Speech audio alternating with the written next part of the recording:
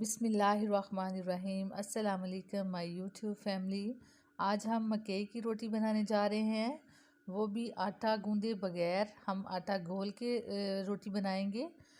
तो यहाँ पे मैंने मकई का आटा लिया है थोड़ा सा, उसमें नमक और थोड़ी सी अजवाइन ऐड की है। चाहे तो आप इसमें सुरख मिर्च भी ऐड कर सकते हैं, थोड़ा सा ऑयल भी ऐड कर लें तो अच्छा होगा।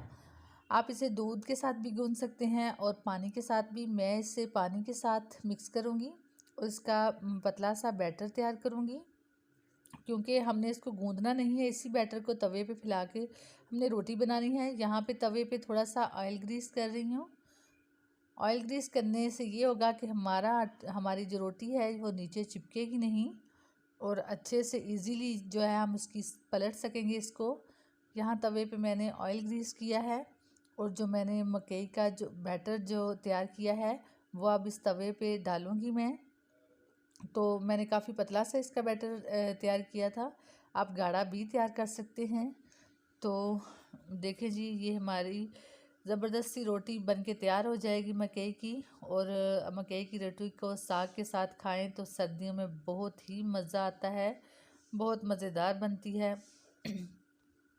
आप भी इसको ट्राई कीजिएगा, ये बनाना मुश्किल नहीं है। वैसे अगर हम आटा गूंद के रोटी बनाएं तो वो हमसे बेली नहीं जाती, बनाना मुश्किल हो जाता है।